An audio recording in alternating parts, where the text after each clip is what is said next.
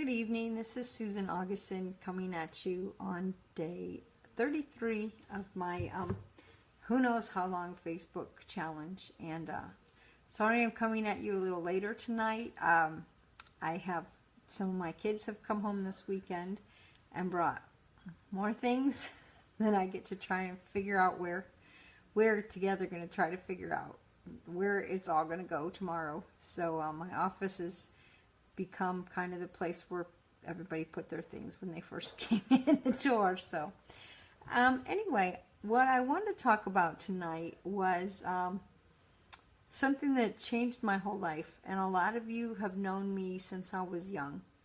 And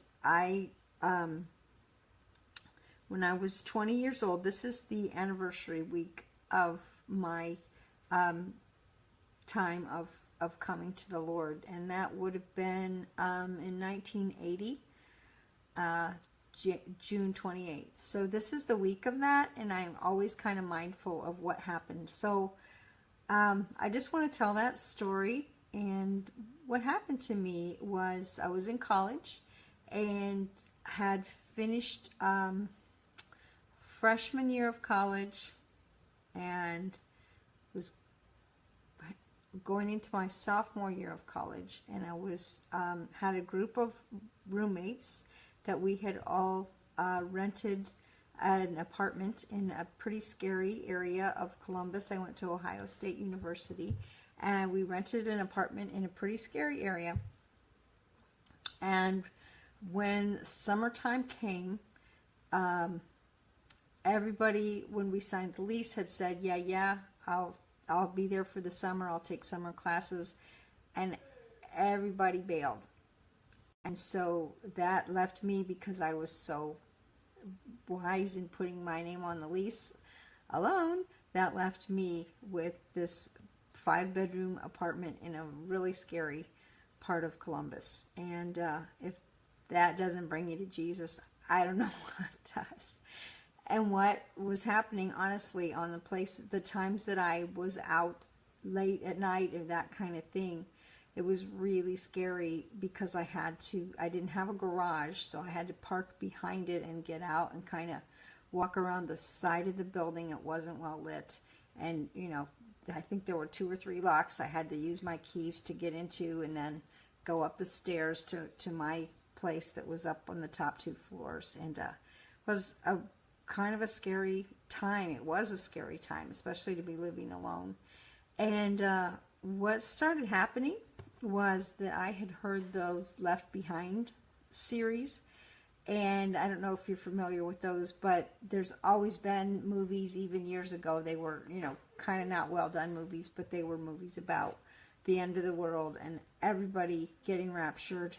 And those kind of things started just messing with my head. And I started thinking about, wow, what if Jesus came back? What if it was the end of the world? And I don't feel like I know who he is. And it started to really bother me of, well, what should I do? How should I find out who he is? How should I find out what I need to do so that I know that I'm in? And one night I just became really desperate, and I prayed. And I cried out and I said, God, I want to know you. I want to know who you are. And interestingly enough, the next day, I went to the bank right there on High Street, Bank One. That was my bank. And I came out, and there was a table right outside of the bank, and it said, analyze your personality. And I was like, cool. I was into psychology and a lot of that kind of stuff, so I thought, oh, I'll sit down and check it out. And what I didn't realize was I filled out a questionnaire, and it asked some different kind of questions, like if you got too much money at the grocery store, would you return the change once you realized it? Just some different kinds of questions like that.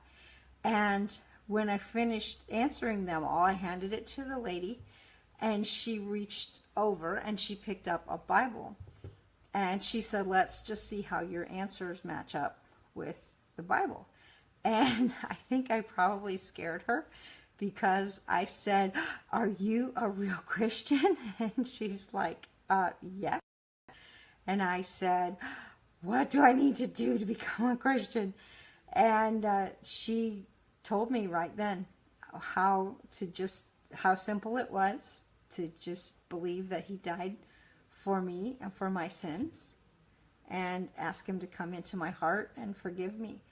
And that was it. It was that easy. And man, might have been easy, but boy, was it powerful. From that point on, everything has been completely different for me. And thinking back now, that was 37 years ago. And it has just gotten sweeter and sweeter. And in spite of the difficult times that I've gone through, I've shared that in some of my other videos of marriage that fell apart after 27 years and raising my 4 kids. I couldn't have done it without him. He has carried me. He has miraculously provided for my kids and I more times than I can even say. Times that the bills should not have gotten paid, and they somehow did. He has taken care of us in every single way. And I'm just kind of sprinkling my faith throughout these, because they're kind of, these series is a combination of personal growth and business and who I am as a person. And so that's who I am, and that's what happened to me. And I never looked back after that day. I never looked back, and I have walked in freedom, of just the freedom of knowing I'm forgiven, the joy, the peace that comes with that, the ability to pray and watch miraculous things happen for people that I care about, for myself. It's just priceless, and I'm so thankful that he reached out to me and saved me. And on that same day, I not only met those people, I went back home to my scary apartment, and there was a knock on my door, and that doesn't happen very often either. And here it was another man from Campus Crusade for Christ, and here he was there at my door to tell me what to do to become a Christian. And I was like, wow, really? 2 in one day? And so I told him what had just happened. And it was kind of neat, because my bike was broken, and Ohio State's a really big campus, so you need a bike to get around. And he said, well, is there anything else that you need? And I said, yeah, my bike is broken. So this guy fixed my bike for me that same day. And it just helped me see right then, wow, God does care. He does notice me, and he's available to help me with everything that I need. He hears my prayers. So that's my story, my come to Jesus moment that happened, like I said, do the math, I don't know, 1980 to 2017, whatever that is, 30 years, I guess, long time. And I'm grateful and forever changed. So thank you for the comments, the messages. Thank you for people that have asked me to pray for them and with them. I take those things seriously. So thank you for sharing your lives. And any of you that anything else, to the business things, anything that you're seeing that's making sense to you, I am here to help and encourage and bless you in any way that I can. I'm just about finished with my fan page, where I've posted all my videos, because some people have said they wanted to watch them a second time, and even I'm having trouble finding all of them. When you go back a whole month, it gets a little bit tedious. So I'm putting all of those onto a fan page, and I'll be posting that later this week, letting you know where that is in case you ever want to go back and review anything. So that's it for tonight. Thank you for listening. Be trite and say I love you, but I am feeling a love in my heart for the people that have been watching and the people that have been connecting with me through this. So God bless you and peace. Have a great night.